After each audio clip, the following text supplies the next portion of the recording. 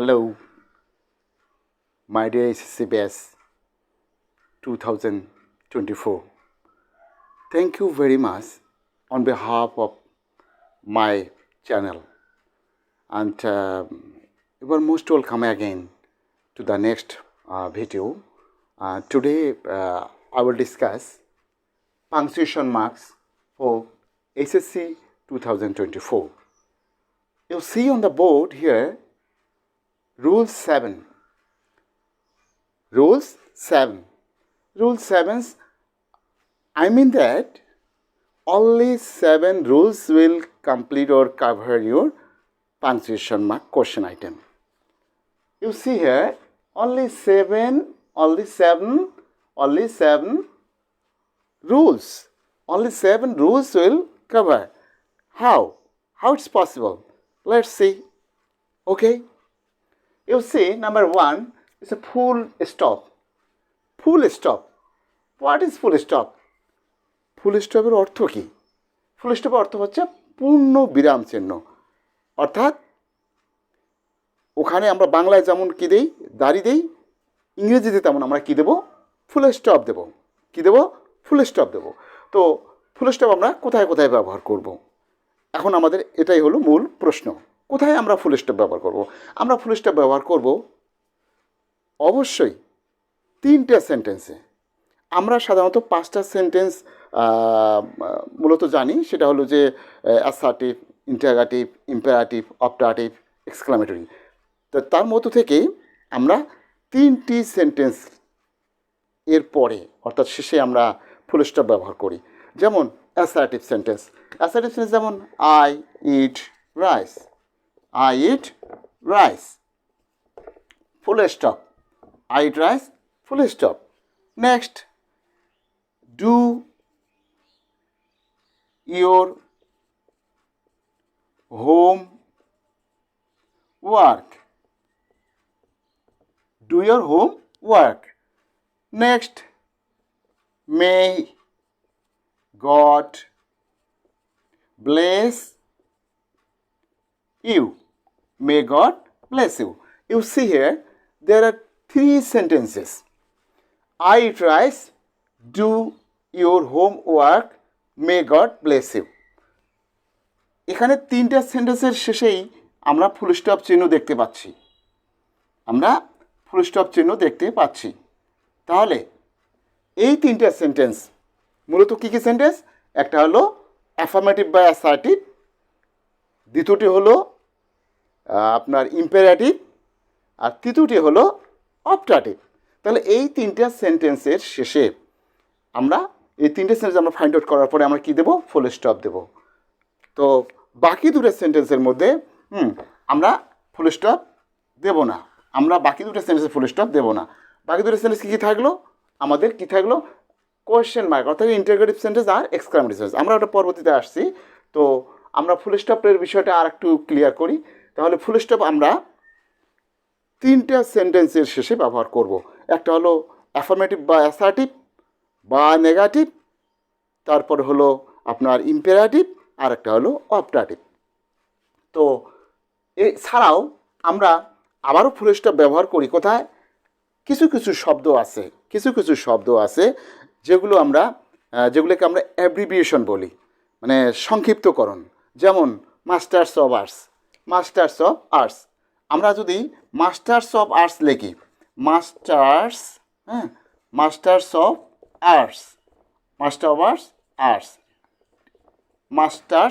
Arts, তাহলে এখানে সংক্ষিপ্ত আমরা যদি এটাকে অ্যাব্রিভিয়েশন করি তাহলে হচ্ছে কি M.A, অর্থাৎ এম ফুল স্টপ, আমরা এটাকে ডট বলছি এখানে। তাহলে MA। অনুরূপভাবে কি হতে পারে? BA, B.A, অর্থাৎ ব্যাচেলর অফ আর্টস।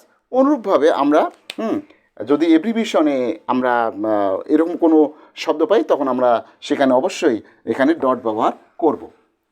এই হলো আমাদের ফুল স্টপের ব্যবহার। নেক্সট, কোয়েশ্চেন মার্ক অলরেডি আমি আলোচনা করেছি যে একটা প্রশ্নবোধক বাক্যে আমরা শেষে কী ব্যবহার করব? কোয়েশ্চেন মার্ক ব্যবহার করব। কী ব্যবহার করব? কোয়েশ্চেন মার্ক ব্যবহার করব। তো কোশ্চেন মার্ক আমরা কীভাবে বুঝবো সেটা ইন্টারোগেটিভ সেন্টেন্স, আমাদের কিন্তু গঠনটা একটু জানা দরকার। আমরা অ্যাসার্টিভ সেন্টেন্সের গঠন করেছিলাম, সেটা হলো কি সাবজেক্ট ভার্ব অবজেক্ট অবজেক্ট। কিন্তু এইখানে আমাদের প্রথমেই কি হবে, আমরা সাহায্যকারী ভার্ব দেখব, যেমন do you help me, do you help me, do you help me, তাহলে প্রশ্নবোধক চিহ্ন। তাহলে আমরা কি কোশ্চেন মার্কস দিলাম, এখানে কোশ্চেন মার্ক দিলাম, ডু ইউ হেল্প মি। তারপরে হোয়াটস ইউর নেম, তোমার নাম কি, এই হলো কি আমরা প্রশ্নবোধক মার্কস দিলাম, প্রশ্নবোধক চিহ্ন দিলাম। এখানে কয়টা দিলাম, দুইটা, দুইটা বাক্য দুইটা। তাহলে এখানে do you help me, what's your name, এই বাক্যগুলো প্রশ্নবোধক বাক্য। তাহলে প্রশ্নবোধক বাক্য দুইভাবে শুরু হয়, প্রশ্নবোধক বাক্য দুইভাবে শুরু হয়, একটা সাহায্যকারী ভার্ব দিয়ে, একটা ডাবল এইচ ওয়ার্ড দিয়ে। তবে খেয়াল রাখতে হবে যে সাহায্যকারী ভার্বের পরে সাবজেক্ট থাকবে, তারপরে ভার্ব থাকবে। আর ডাবল এইচের ক্ষেত্রে ডাবল এইচ ওয়ার্ডটা থাকবে, তারপরে সাবজেক্ট, তারপরে ভার্ব। তারপর ওখানে থাকতে পারে, আবার নাও থাকতে পারে। তবে শেষে আমরা তখন কী চিহ্ন দেবো, একটা প্রশ্নবোধক চিহ্ন অবশ্যই দেবো। তাহলে এইভাবে আমরা কি করব, কোশ্চেন মার্কস কি সেন্টেন্সের শেষে ব্যবহার করব। Next number 3, number 3 exclamation marks. Exclamation marks আপনারা ভালো করে জানেন যে বিস্ময়সূচক চিহ্ন অথবা আশ্চর্যবোধক চিহ্ন। আমরা এই চিহ্নটা সবাই জানি ভালোভাবে, এইভাবে আশ্চর্যবোধক চিহ্ন আমরা ব্যবহার করি। তো আমরা কোথায় কোথায় এই আশ্চর্যবোধক চিহ্ন ব্যবহার করব, এখন আমাদের এটাই হলো প্রশ্ন। আপনারা ভালো করে জানেন যে সেন্টেন্স দ্বারা কি বোঝায়, মনের আকস্মিক ভাব, মনের আনন্দ, মনের দুঃখ কষ্ট বেদনা, হ্যাঁ, তো এইরকম প্রকাশ করলে আমরা সাধারণত শেষে কী চিহ্ন দেই, এক্সক্লামেশন চিহ্ন দেই। আর এটাকেই বলা হয় কি এক্সক্লামেটরি সেন্টেন্স। তাহলে এই এক্সক্লামেটরি সেন্টেন্সের শেষে আমরা কী চিহ্ন দেই, এক্সক্লামেশন চিহ্ন দেই। তাহলে এক্সক্লামেশন চিহ্নটা আমরা ব্যবহার করি, যেমন alas, ALAS, alas I am undone, alas I am undone, হায় আমার পোড়া কপাল। এখানে কিন্তু ফুল স্টপ।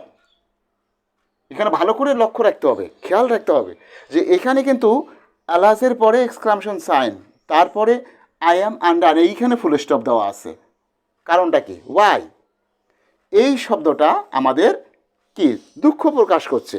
তাহলে যে সকল শব্দ দুঃখ কষ্ট আনন্দ এগুলো প্রকাশ করবে, সেগুলো শব্দের পরেই আমাদের কি চিহ্ন দিতে হবে, এই এক্সক্লামেশন চিহ্ন দিতে হবে।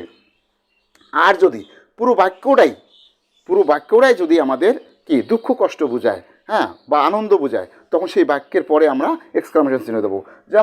যেমন আমরা বলতে পারি, হ্যাঁ, যেমন আমরা বলতে পারি how beautiful, how beautiful, BEAUTIFUL, how beautiful you are, তাহলে হাউ বিউটিফুল ইউ আর, কী সুন্দর তুমি, তাহলে তোমাকে দেখতে কী সুন্দর, পুরো বাক্যটা, তো পুরো বাক্যটা দ্বারাই বোঝাচ্ছে যে তুমি কি সুন্দর, মানে খুবই সুন্দর প্রকাশ পাচ্ছে। তাহলে এখানে আমরা কী চিহ্ন দিলাম, শেষে এক্সক্লামেশন চিহ্ন দিলাম। আর এখানে শুধু ওয়ার্ডটার পর এক্সক্লামেশন চিহ্ন দিলাম। তফাৎ হলো এটাই যে এই ওয়ার্ডটাই শুধু প্রকাশ করছে দুঃখ, আর এই পুরো বাক্যটাই কিন্তু প্রকাশ করছে একটা আনন্দ। এই জন্য আমরা খেয়াল রাখবো যে আসলে বাক্যটি দ্বারা কি মনের দুঃখ প্রকাশ করছে, না কোনো ওয়ার্ড দ্বারা দুঃখ প্রকাশ করছে। তাহলে যদি ওয়ার্ডটা দ্বারা কোনো দুঃখ প্রকাশ পায় বা কষ্ট প্রকাশ পায়, তখন ওই ওয়ার্ডটার পরে আমরা কী চিহ্ন দেবো, এই এক্সক্লামেশন চিহ্ন দেবো। আর যদি পুরো বাক্যটা বোঝায়, তাহলে পুরো বাক্যের পরেই আমরা এক্সক্লামেশন চিহ্ন দেবো। আচ্ছা, এই হলো তোমার এক্সক্লামেটরি সেন্টেন্স বা এক্সক্লামেশন মার্কসের ব্যবহার। এবার আমরা আসছি কমার ব্যবহার। কমা মানে কি, সবচেয়ে কম বিরাম, মানে অল্প একটু আমরা থামবো, অল্প একটু স্টপ করব, কথা বলার মাঝে অল্প একটু স্টপ করব। তাহলে এই কমা অর্থ হচ্ছে সবচেয়ে কম বিরাম, সবচেয়ে কম বিরাম, মানে বিরাম বলতে এখানে থামানো, মানে রেস্ট যেটাকে বলা হয়, হ্যাঁ, যেখানে থামিয়ে যাওয়া বোঝাবে। তো এই কমার ব্যবহার কিন্তু অনেক বেশি। এইগুলো যতগুলো বাক্য আছে, যতগুলো এখানে রুলস আছে, সেই রুলের মধ্যে সবচেয়ে কমার ব্যবহার বেশি। এবং আমরা প্যাসেজটা যদি পড়ি দেখবো যে আমরা অনেকগুলো কমার সে ব্যবহার করছি।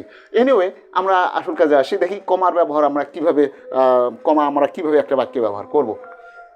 তো কমার ব্যবহার আমরা যদি করি, তাহলে প্রথমে আমরা যদি আসি, তাহলে কমার ব্যবহারে যেমন আমরা আসতে পারি, যেমন হয়ে গেল যে ফ্রেজ ইন অ্যাপোজিশন। প্রথম একটা কথা আমি বলছি, phrase in apposition. Phrase in apposition বলতে কী বোঝায়? আমরা যদি এটা নাই বুঝি তাহলে তো বাংলা অর্থ আমরা করতে পারবো না, বুঝতে পারবো না, সেটা দেখতে পারবো না, মানে আসলে সেটা বুঝতে আমাদের সমস্যা হয়ে যাবে। তাহলে আসলে ফ্রেজ ইন অ্যাপোজিশন বলতে বোঝাচ্ছে, ফ্রেজ ইন অ্যাপোজিশন বলতে বোঝায় যে কোনো নাউন বা প্রোনাউনের অতিরিক্ত তথ্য, কোনো নাউন বা প্রোনাউনের অতিরিক্ত তথ্য, অর্থাৎ রিলেশন থাকবে, সম্পর্ক থাকবে ওই নাউনের সাথে, ওই নাউনের সাথে সেটা কি সম্পর্কযুক্ত থাকবে। যেমন যেমন যদি বলি মিস্টার রহিম, মিস্টার যেমন যদি বলি আমরা মিস্টার রহিম, মিস্টার রহিম, তারপরে comma, a good teacher, a good teacher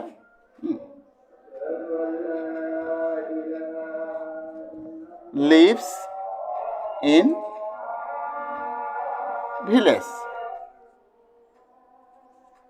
lives in village।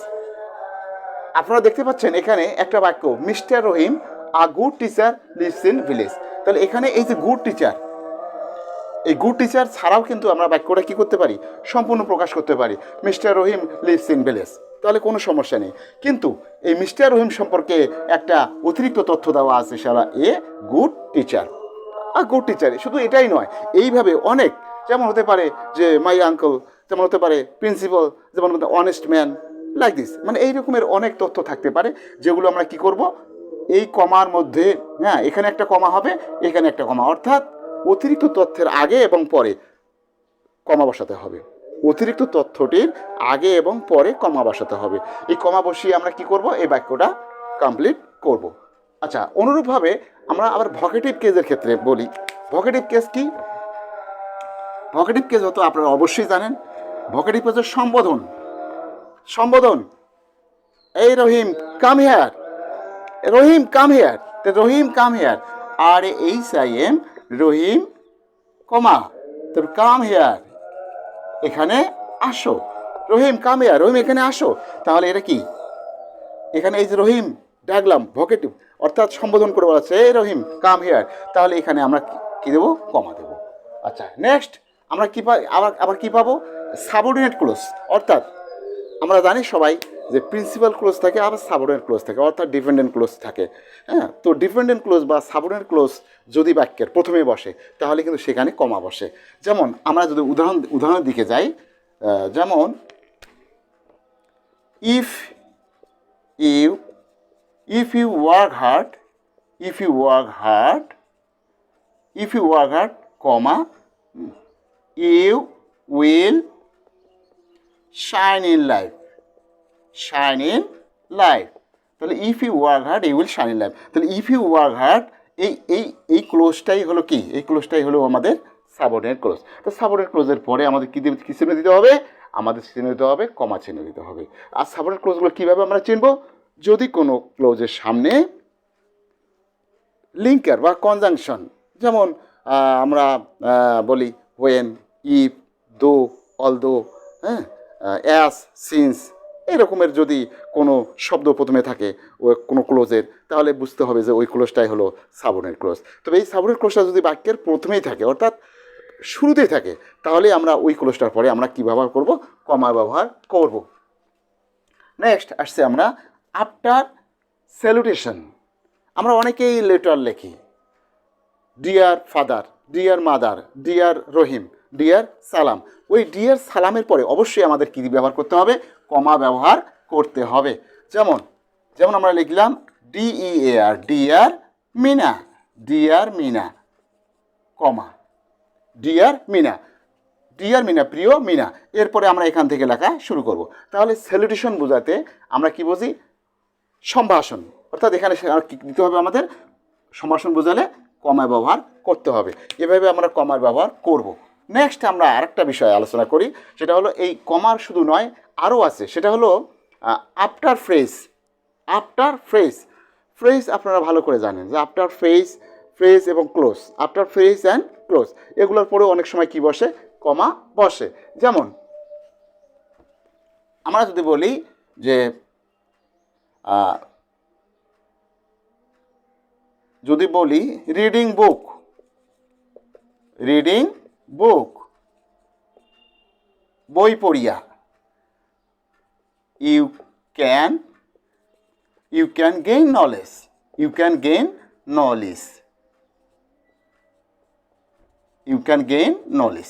তাহলে রিডিং বুক, এই যে রিডিং বুক, বই পড়িয়া, এখানে কমা, এখানে কিন্তু একটা কি, এটা একটা আমাদের কি বলা যায়, একটা এখানে ফ্রেজ বলা যায়। কি ফ্রেজ? এখানে প্রেজেন্ট পার্টিসিপল ফ্রেজ বলা যায়। ফ্রেজগুলো আমরা পড়েছি, present participle phrase, past participle phrase, perfect participle phrase. তো এইগুলো ফ্রেজের পরে, মানে এই ফ্রেজগুলোর পরে অবশ্যই আমরা কমার ব্যবহার করব।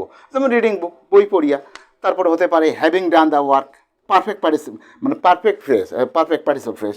তাহলে having done the work, having done the work, having done the work, কাজটি করিয়া, কাজটি করিয়া, বা হ্যাভিং ফিনিশ দ্য ওয়ার্ক, কাজটি, হ্যাভিং ফিনিশ দ্য ওয়ার্ক, কাজটি শেষ করিয়া, তারপরে একটা ক্লোজ থাকবে। তো এখানে তাহলে আমরা এই ফ্রেজটার পরে কী ব্যবহার করব? অবশ্যই কমা ব্যবহার করব। তাহলে ফ্রেজের পরেও আমরা কী ব্যবহার করব? কমা ব্যবহার করব। এখানে আর একটা কমার ব্যবহার আমি বলবো, সেটা হলো রিপোর্টিং ভার্বের পরে, রিপোর্টিং ভার্বের পরে অথবা রিপোর্টিং ভার্বের পরে যে অবজেক্ট আছে তারপরে।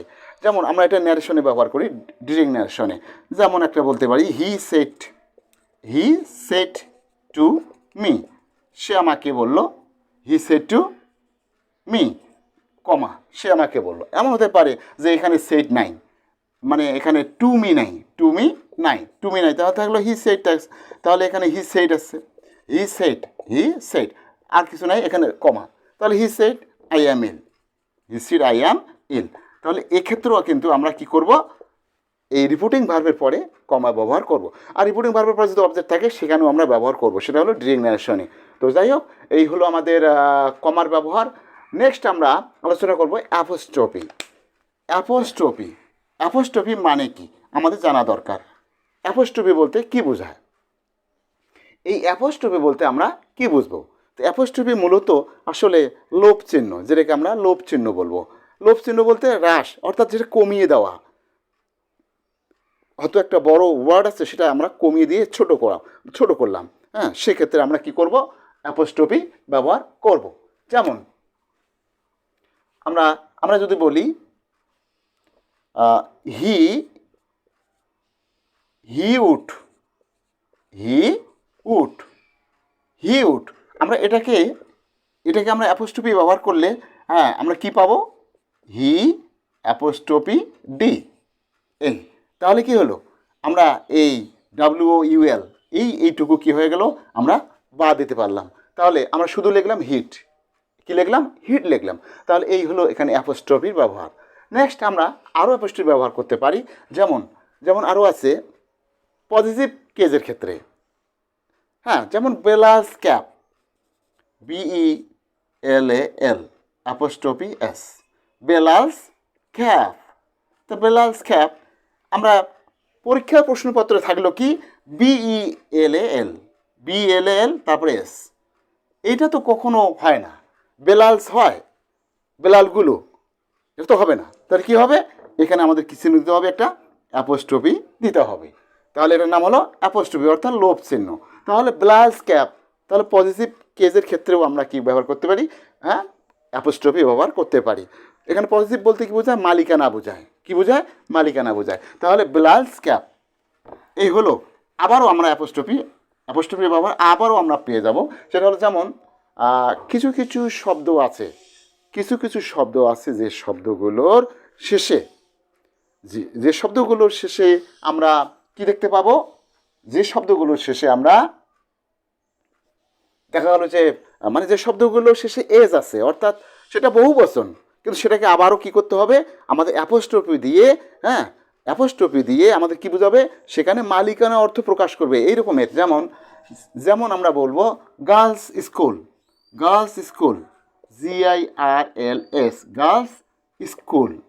আমরা যদি এটা লিখি যে বালিকা বিদ্যালয়, তাহলে গার্লস স্কুল বললাম মেয়েদের, মেয়েদের স্কুল, তাহলে গার্লস এখানে বহুবচন দেওয়াই আছে, বহুবচন দেওয়াই আছে। এক্ষেত্রে আমরা শুধু এখানে কি দেবো, একটা অ্যাপোস্ট্রফি দেবো, তাহলে কি হলো, গার্লস স্কুল হয়ে গেল। তার মানে অর্থাৎ কি, তাহলে বোঝা যাচ্ছে যে যে সকল ওয়ার্ডের শেষে এস আছে, এস দিয়ে বহুবচন করা আছে, ওটাকে আমরা যদি ব্যবহার করি আবার অ্যাপোস্ট্রফি মালিকানার ক্ষেত্রে, হ্যাঁ, তাহলে সেক্ষেত্রে আমরা কী ব্যবহার করবো, শেষে একটা আমরা অ্যাপোস্ট্রফি ব্যবহার করব, অ্যাপোস্ট্রফি ব্যবহার। অনুরূপভাবে boys, boys school, girls school. কিন্তু যদি কোনো ওয়ার্ড, যদি কোনো ওয়ার্ডের যদি কোনো ওয়ার্ড বহুবচন বোঝায় কিন্তু সেখানে এস নাই, যদি কোনো ওয়ার্ড বহুবচন বোঝায় কিন্তু সেখানে কি নাই, এস নাই, তাহলে আমরা কিভাবে সেটাকে, মানে সেখানে কিভাবে আমরা অ্যাপোস্ট্রফি ব্যবহার করব, সেখানে অবশ্যই অ্যাপোস্ট্রফি এস ব্যবহার করতে হবে, অ্যাপোস্ট্রফি এস ব্যবহার করতে। যেমন আমরা দেখি এখানে মহিলা কলেজ, তাহলে মহিলা কলেজের ইংরাজি WOMEN, উইমেন, তাহলে উইমেন এখানে বহুবচন, উইমেনটা হলো বহুবচন। আচ্ছা, আসলে উচ্চারণটা কিন্তু উইমেন, আমরা কিন্তু অনেকে বলি ওম্যান, হ্যাঁ, আসলে ওম্যান, ওমেন এরকমের, তো আসলে এটা হ্যাঁ উইমেন উচ্চারণ করা হচ্ছে, উইমেন, হ্যাঁ, তাহলে উইমেন এটা বহুবচন, তাহলে উইমেন এখানে এস নাই, কিন্তু এখানে কি নাই, এস নাই, তবে এটা কি বহুবচন, তাহলে উইমেন। তাহলে আমরা যদি মহিলা কলেজ লিখি তাহলে উইমেন, তাহলে এখানে অ্যাপোস্ট্রফি দিতে হবে, আবার একটা এস দিতে হবে, তাহলে উইমেন্স কি কলেজ, উইমেন্স কলেজ, এই হলো মহিলা কলেজ। তাহলে অনুরূপভাবে আমরা দেখছি children's park, children, CHILDREN, children এটা বহুবচন, উইমেনটা বহুবচন, এটাও বহুবচন। আমরা এটাকে যদি অ্যাপোস্ট্রফি ব্যবহার করি তাহলে কি হবে, শিশুদের পার্ক, যেটাকে আমরা এক কথায় বলি শিশু পার্ক। শিশু পার্ক মানে কি, শিশুদের পার্ক। আমরা যদি শিশু পার্ক ইংরেজি লিখি তাহলে চিলড্রেন্স পার্ক লিখতে হবে। মহিলা কলেজ যদি লিখি তাহলে কি লিখতে হবে, উইমেন্স কলেজ। তো এই হলো আমাদের কি অ্যাপোস্ট্রফি ব্যবহার। আচ্ছা, অ্যাপোস্ট্রফি ব্যবহার আবারও আমরা একটা করতে পারি, সেটা হলো সালের ক্ষেত্রে। কিসের ক্ষেত্রে, সালের ক্ষেত্রে। সাল, যেমন আমরা সালটাকে ছোট করব, সাপোজ 2024 সালটাকে আমরা যদি শুধুমাত্র 24 দিয়ে হ্যাঁ বাম পাশে অর্থাৎ এই 22 এর সামনে যদি আমরা কি দিই, একটা অ্যাপোস্ট্রফি দিই, তাহলে বোঝা যাবে এটা হলো কি 2024। আচ্ছা, তাহলে সালকে আমরা কি করলাম, এটা ছোট করলাম, অর্থাৎ লোভ চিহ্ন, হ্যাঁ লোভ চিহ্ন ব্যবহার করে অ্যাপোস্ট্রফি ব্যবহার করে আমরা এটাকে ছোট করলাম। আচ্ছা, এনিওয়ে আবারও দেখা যায় যে আমরা এটা বাদ দিয়েও আমরা আরও অ্যাপোস্ট্রফির ব্যবহার এখানে আলোচনা করব। সেটা হলো যেমন লেটারের ক্ষেত্রে, যেমন লেটারের ক্ষেত্রে, লেটার মানে কি অক্ষর, এখানে লেটার মানে অক্ষর। যদি বলি হ্যাঁ, যেমন যদি বলি যে কাট, কাট দ্য কি টিস, তো কাট দ্য টিস, তো কাট দ্য টিস আমরা লিখতে কীভাবে লিখবো, টি দিয়ে এস দিলে হবে, হবে না, টি দিয়া অ্যাপোস্ট্রফি দিয়ে তারপরে এস দিতে হবে, কাট দ্য টিস, তার মানে কি টি এর মাথাগুলো কাটো। যদি বলি there are two L, there are 2L in bell, there are 2L in bell, তো there are 2L, there are 2L বলতে এখানে 2 আসলে এলস দিতে হবে, শুধু এস দিলে হবে না, আমাদের অ্যাপোস্ট্রফিও দিতে হবে। তাহলে মানে there are 2L's in bell, তার মানে এখানে 2টা এল আছে, তো 2টা এল এখানে প্লুরাল নাম্বার, আমরা যদি প্লুরাল নাম্বার ব্যবহার করি এক্ষেত্রে তাহলে আমাদের হ্যাঁ 2 দিয়ে পরে এল দিয়ে অ্যাপোস্ট্রফি এস দিতে হবে, তাহলে এটা হলো there are 2L's in the bell বা in bell। এভাবে আমরা অ্যাপোস্ট্রফি ব্যবহার করব।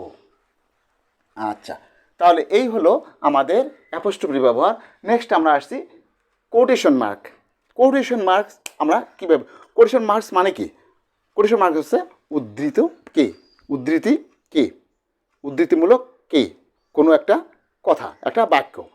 হ্যাঁ, তো আমরা এখানে কোটেশন মার্ক ব্যবহার কিভাবে করব, সেন্টেন্সটাতে আমরা কীভাবে বুঝবো যে আমরা এখানে উদ্ধৃতিমূলক বাক্য বুঝলাম বা এটা একটা কোটেশন মার্ক ব্যবহার হবে, আমরা কীভাবে বুঝবো সেটা?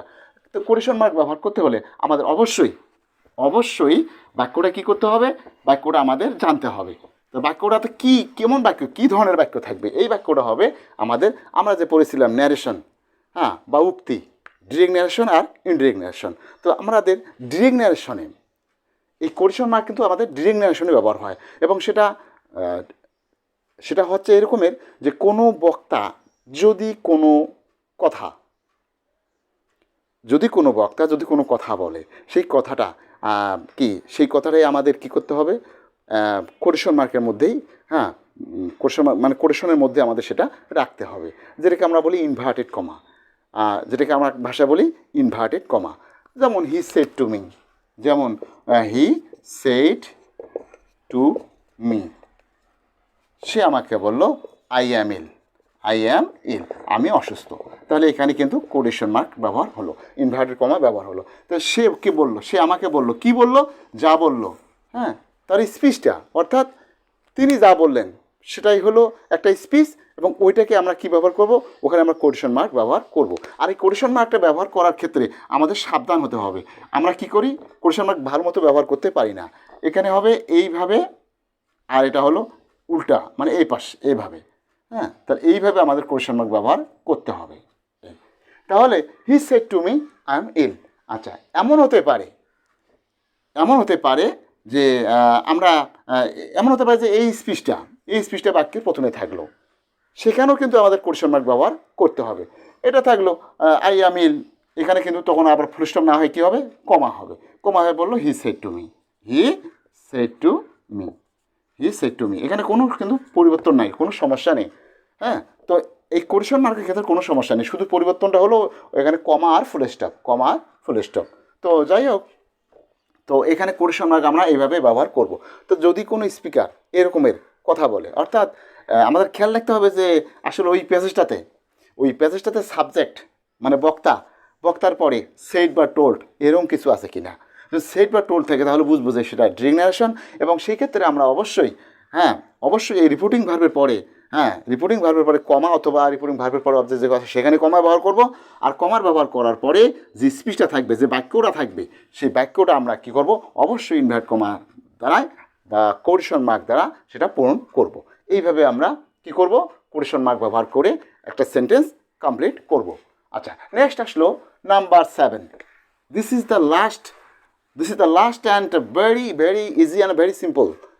You see here 7 capital marks, capital letter.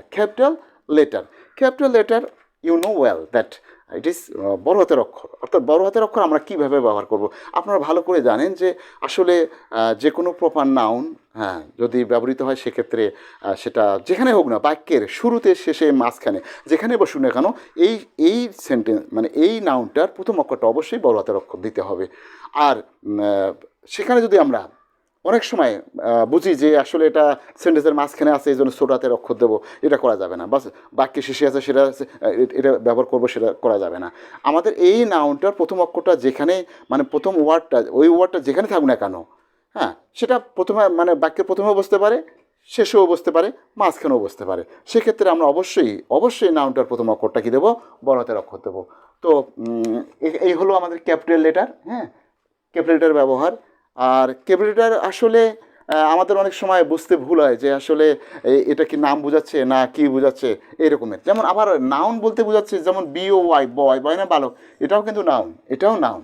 But যদি বলা হয় কামাল, এই কামালের কেটা কিন্তু অবশ্যই ক্যাপিটাল করতে হবে। আর এই যে বয়, এটাও noun, but it is proper noun, আর ইট ইজ হলো কমন নাউন। তো কমন নাউন এক্ষেত্রে আমরা কি করব না, এখানে ক্যাপিটাল লেটার ব্যবহার করব না। অর্থাৎ বাক্যটা বলে দেবে যে আপনি ক্যাপিটাল ব্যবহার করবেন না স্মল লেটার ব্যবহার করবেন। তো এই ছিল আমাদের 7টি রুলস। আমরা আসলে এই 7টি রুলস যদি সুন্দরভাবে ব্যবহার করি, এবং আসলে এই ভিডিওটা যদি আপনারা বারবার ফলো করেন, তাহলে আমার মনে হয় যে আমরা কি করতে পারবো, এই 7টা রুল দিয়েই আমাদের পাংচুয়েশন মার্কস যে কোশ্চেন আইটেম আছে এটা আমরা ফিনিশ করতে পারবো, এবং আসলে আমাদের সম্ভবত কোনো ভুল হবে না। তো এই ছিল আমাদের আজকের ভিডিও। তো সবাইকে আবার ধন্যবাদ। ধন্যবাদ সবাইকে।